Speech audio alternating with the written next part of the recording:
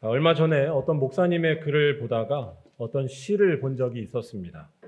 반칠환이라는 시인이 쓴 우리들의 타이타닉이라는 시였습니다. 타이타닉은 19세기 후반 사람들이 자랑스러워하던 큰 여객선이었습니다. 당시 최고의 기술을 가지고 아주 튼튼하고 화려하게 지은 최고의 배였습니다. 하지만 이 타이타닉은 침몰하고 말았습니다. 대서양을 건너던 중 빙하에 부딪혔는데요. 두 동강이 난 것이었습니다. 이때의 일은 사람들에게 아주 충격적이었습니다. 튼튼할 것이라 믿었던, 철석같이 믿고 있었던 그 배가 하루아침에 가라앉았기 때문이었습니다. 제가 소개해 드리려는 시는 이러한 타이타닉을 사실은 우리 모두도 가지고 있다는 내용이었습니다. 우리들 모두에게도 철석같이 믿고 있지만 사실은 믿을 것이 못 되는 타이타닉이 있다는 것이고, 그런 사실도 모른 채 한가하게 살고 있는 어리석은 모습을 갖고 있다는 것입니다. 제가 한번 이 시를 읽어드리겠습니다. 침몰에 가는 배에서 침몰하는 배에 관한 영화를 보는 스릴을 아느냐? 불치의 병상에 누워 불치의 아이가 죽어가는 다큐멘터리를 보았느냐? 침몰하고 있는 배를 구명정일 거라고 철석같이 믿으면서 철석, 안심하고 가라앉는 종교를 보았느냐? 새순 같은, 고갱이 같은, 눈사람 같은 아가들아, 내가 타고 있는 별이 수치되어 싣고 있는 걸 아느냐? 제가 이 시를 소개해드린 이유는 우리 인간 모두가 가지고 있는 근원적인 질문에 대해 함께 생각해 보기 위함입니다. 과연 어떻게 해야 우리들은 제대로 살 수 있는 것일까요? 우리들은 각자 여기에 대한 대답을 가지고 있을 것입니다. 어떤 분은 이념이, 이데올로기가 그 대답이라고 말하기도 하고요. 어떤 사람은 경제력이라고 말하기도 합니다. 그런데 문제는 우리가 가지고 있는 그 대답들이 타이타닉과 같을 때가 많다는 것입니다. 우리가 생각하는 대답들은 사실 언젠가 다 부서지고 말 것들입니다. 예를 들어서 자녀의 앞길을 위해서 어떻게 해주는 것이 가장 좋은 것일까요? 여기에 대해 우리들은 각자 답을 가지고 있습니다. 무조건 취업이 잘 돼야 한다는 것, 혹은 시험 성적이 남보다 잘 나와야 한다는 것 등등을 이야기합니다. 그런데 이러한 답을 다 가지더라도 여전히 문제는 남습니다. 미래에 대한 불안과 걱정이 취업의 성공과 좋은 성적을 통해 사라지지 않습니다. 또한 우리들의 의지와 상관없이 찾아오는 세상의 많은 사건과 사고들, 불행한 일들 앞에 이러한 것들이 소용 없어질 때가 참 많습니다. 오히려 무조건 경쟁에서 이겨야 한다라고 부추기거나 강요하는 것은 언젠가 자녀에게 독이 될 수 있습니다. 우리는 이 사실을 오은영 박사 이야기를 듣지 않아도 잘 알 수 있습니다. 부모가 자녀에게 줄 수 있는 것은 최선의 것이지 완벽한 것은 아닙니다. 아무튼 제가 이런 이야기를 드리는 이유는 제대로 사는 것이 무엇인지 다시 한번 질문해 보기 위함입니다. 우리 믿는 자들은 무엇이 제대로 사는 것인지 분명히 아는 줄로 믿습니다. 바로 예수 그리스도를 알고 예수 그리스도를 바르게 믿는 것이고 예수 그리스도의 말씀을 평생토록 지키며 살아가는 것입니다. 요한복음 17장 3절은 이렇게 말씀합니다. 영생은 곧 유일하신 참 하나님과 그가 보내신 자 예수 그리스도를 아는 것이니이다. 아멘. 또한 요한복음 14장 6절에서 예수께서는 이렇게 말씀하셨습니다. 내가 곧 길이요 진리요 생명이니 나로 말미암지 않고는 아버지께로 올 자가 없느니라. 아멘. 예수를 만나고 그를 따라 사는 것만이 우리의 인생을 제대로 사는 것이며 생명을 얻는 길이라는 말씀입니다. 왜냐하면 예수는 바로 하나님께서 보내신 자이고 하나님과 늘 함께 하시는 분이기 때문입니다. 하나님만이 참 생명이시고 참 평안이 되십니다. 그런데 그 하나님과 하나이신 분이 바로 예수님이라는 것입니다. 즉 우리들의 예수님은 언젠가 침몰하고 말게 될 타이타닉이 아니라 우리를 영원토록 든든히 서게 하시는 거룩한 구원의 방주라는 말씀입니다. 예수만이 처음이고 나중이시며 예수만이 진정한 영광이시고 생명이 되시는 줄로 믿습니다. 아무튼 그렇게 우리들을 온전히 살게 하는 능력은 예수뿐이라는 것인데 초대교회 성도들은 이 사실에 매우 투철한 사람들이었습니다. 특별히 오늘 말씀은 그러한 초대교회 성도들을 그 배경으로 한다고 할 수 있습니다. 초대교회가 당면했었던 문제들은 여러 가지가 있었는데 그 중에 하나는 유대교로부터의 독립이었습니다. 유대교로부터의 독립. 이게 말이 쉬워 보이지만 사실 쉬운 것이 아니었습니다. 유대교 안에서 시작을 했고 또한 유대교에서 나고 자란 익숙한 사람들이 시작한 것이 바로 기독교였기 때문입니다. 사도행전 10장에 나오는 베드로가 이방인 고넬료를 만났을 때의 이야기를 떠올려 보시기 바랍니다. 베드로는 꿈에서 하나님을 향해 절대로 나는 율법에서 금한 음식을 먹을 수 없다라고 이야기를 합니다. 율법을 어기면 그것은 곧 하나님에게서 멀어지는 것이라고 믿었던 것입니다. 다시 말하자면 유대교가 말하는 율법과 할례 등등의 모든 요구를 따라야지만 하나님과 교제할 수 있으며 하나님과 함께할 수 있다고 본 것이었습니다. 그런데 이러한 일들이 깨어지면서 신앙을 바르게 세워나간 것이 바로 초대교회였습니다. 하나님을 만나는 데 있어서 유대교가 요구하고 있는 율법과 할례에 머물지 않아도 된다는 것이 그들의 고백이었습니다. 예수가 계시면 생명을 얻는데 아무런 부족함이 없다는 것이, 예수가 계시면 하나님과 늘 함께할 수 있다는 것이 바로 초대교회의 뜨거운 신앙이었고 체험이었습니다. 신약 성경은 이러한 초대교회 성도들의 고백이 종합적으로 어우러져서 쓰여진 책입니다. 오늘 읽은 말씀도 마찬가지입니다. 8절에서부터 나오는 빌립과 예수님의 대화에 이 사실이 잘 나타납니다. 빌립이 예수님을 향해 질문하는 것을 잘 보시기 바랍니다. 주여, 아버지를 우리에게 보여주옵소서. 여기에서 말하는 아버지는 하나님을 뜻합니다. 하나님을 보여달라는 빌립의 이 질문은 제가 맨 처음에 드렸던 질문과 비슷합니다. 도대체 어떻게 해야 우리들은 온전하고 제대로 된 인생을 살 수 있을 것인가에 대한 질문입니다. 무엇이 우리들을 생명이 있는 인생으로, 평안이 있는 인생으로 인도할 수 있는가에 대한 질문입니다. 하나님이 곧 생명과 평안이신데 그 하나님이 어디에 계시는가라고 묻고 있기 때문입니다. 그러자 예수께서 이 질문에 답을 주십니다. 바로 예수님을 만나고 본 자가 하나님을 본 자이며 예수님과 함께하는 자가 바로 하나님과 함께하게 된다는 것입니다. 이 사실을 말하는 9절과 11절의 말씀을 우리 함께 읽어보도록 하겠습니다. 예수께서 이르시되 빌립아, 내가 이렇게 오래 너희와 함께 있으되 내가 나를 알지 못하느냐? 나를 본 자는 아버지를 보았거늘 어찌하여 아버지를 보이라 하느냐?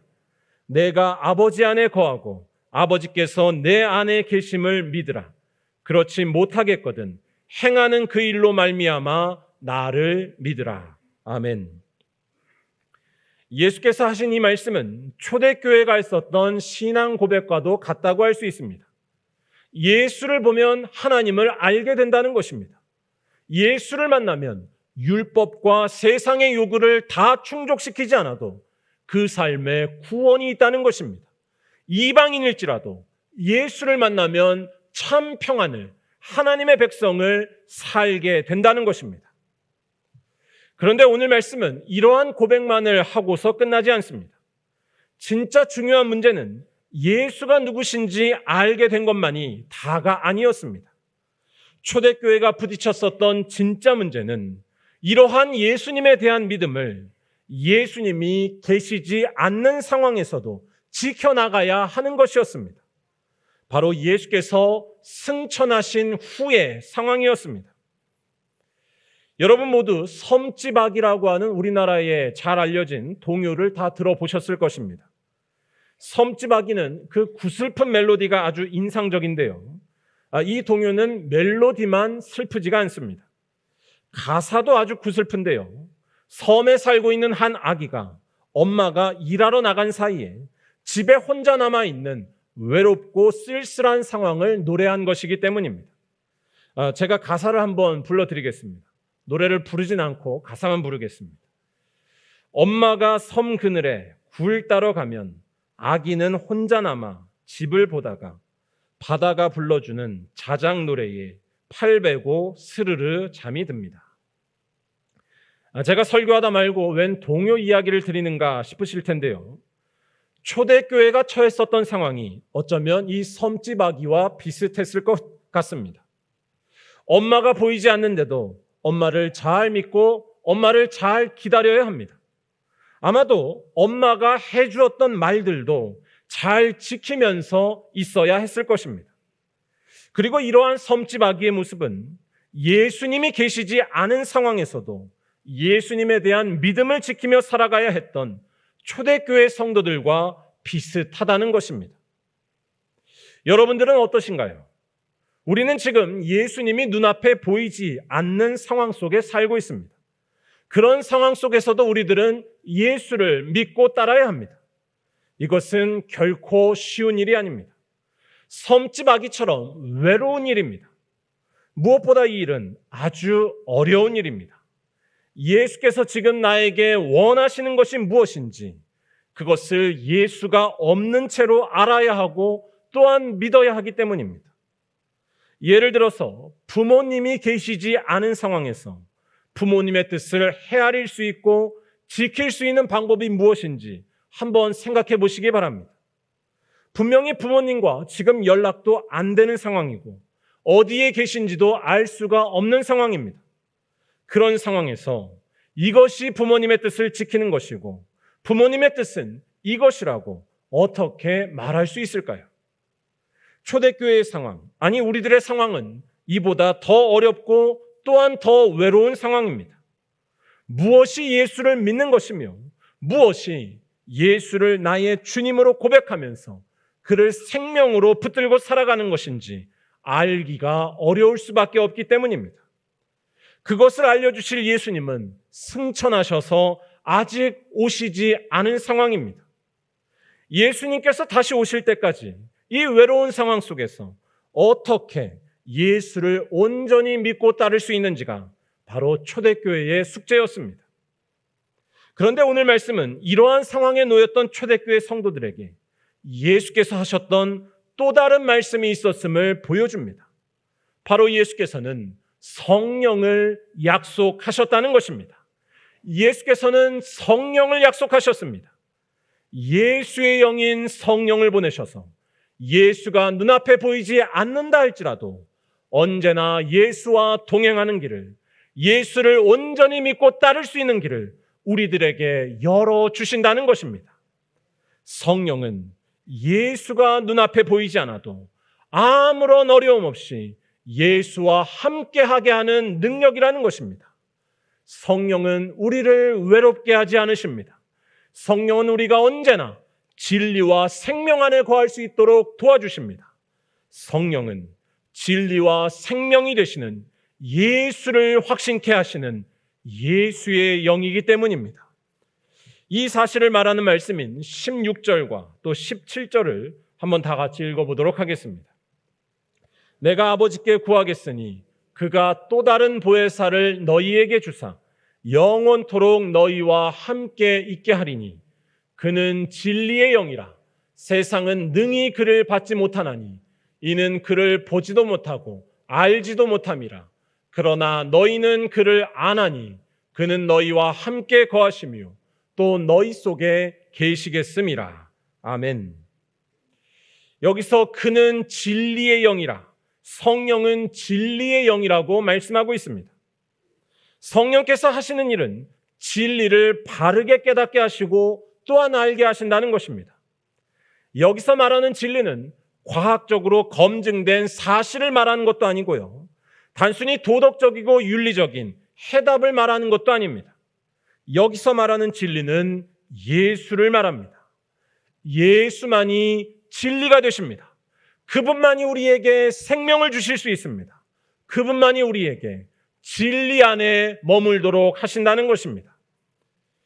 이 말을 잘 이해하시려면 우리들이 지금 세상을 살면서 무엇을 진리처럼 철석같이 믿고 있는지, 무엇을 진리로 생각하며 살고 있는지 생각해 보시면 됩니다.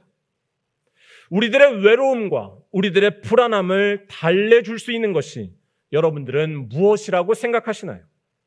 제가 처음에도 질문을 드렸지만 자녀에게 무엇을 해줘야지만 정말로 잘해주는 것이 될까요? 어떠한 인생이 되는 것이 제대로 사는 인생이 되는 것일까요? 우리들은 여기에 대해서 각각 해답을 가지고 있습니다만 우리들이 갖고 있는 해답들은 거의 다 세상이 요구하는 방식을 맞추는 것이라 할 수 있습니다. 세상이 요구하는 방식을 맞추는 것에서 해답을 찾습니다. 여행, 주식, 건강, 친구, 사회적인 위치, 명예 등등이고 특별히 이 세상에서 어떻게든지 경쟁해서 이기는 것이 우리 인생의 해답이라고 이야기합니다. 제가 영국에 있을 때 영국 감리교회 목사님들과 많이 교제했었는데요. 그때 어떤 목사님께 들었었던 한마디를 잊을 수가 없습니다. 우리 한국교회의 상황에 대해서 조금은 들어보셨던 분이었는데 이분과 이야기를 하다가 이런 질문을 받았습니다. 한국에서는 교회들이 서로 커지기 위해 서로 경쟁이 아주 치열하다고 들었는데 그런 상황에서 너는 목사로서 어떻게 영성을 유지할 수 있느냐라는 질문이었습니다. 한국에서는 교회들이 서로 이기기 위해서 경쟁이 치열하다고 들었는데 그런 상황에서 너는 목사로서 어떻게 영성을 유지할 수 있느냐라고 질문했습니다. 저는 그때 전혀 예상치 못한 질문을 받아서 뒤통수를 세게 맞은 느낌이었습니다. 이때의 질문은 우리들의 교회가 무엇을 생명으로 여기고 있는지를 숨김없이 보여줘서 참 부끄러웠습니다. 우리들도 이 세상처럼 경쟁에서 이기는 것, 경쟁에서 이겨서 무조건 커지는 것, 숫자가 무조건 많아지는 것, 부자가 되는 것에 생명이 있는 것처럼 여기는 것입니다. 물론 저는 우리 말년교회가 차고 넘치게 부흥해야 한다고 믿습니다.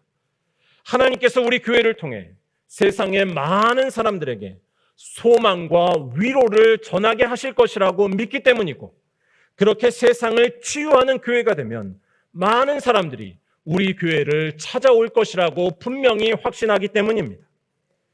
그런데 여기에서 잊지 말아야 할 것이 분명히 있다는 것입니다.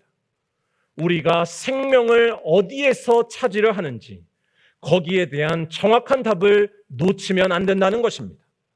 우리 말년교회는 단지 커지기 때문에 좋은 교회인 것이 아니라 예수만을 온전히 믿고 섬기는 거룩한 성도들이 넘치기 때문에 좋은 교회가 되고 생명이 넘치는 교회가 되는 줄로 믿습니다.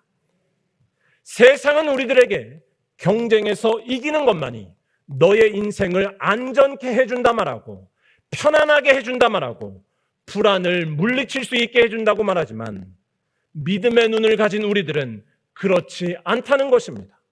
생명은 오직 예수께만 있는 줄로 믿습니다.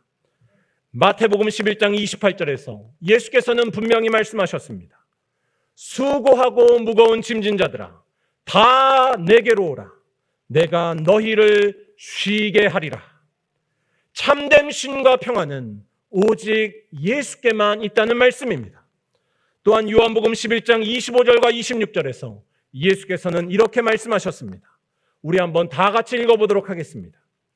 예수께서 이르시되 나는 부활이요 생명이니 나를 믿는 자는 죽어도 살겠고 무릇 살아서 나를 믿는 자는 영원히 죽지 아니하리니 이것을 내가 믿느냐. 아멘. 예수께만 생명이 있으며 예수께만 능력이 있으며 예수께만 우리 인생에 소망이 있다는 것입니다.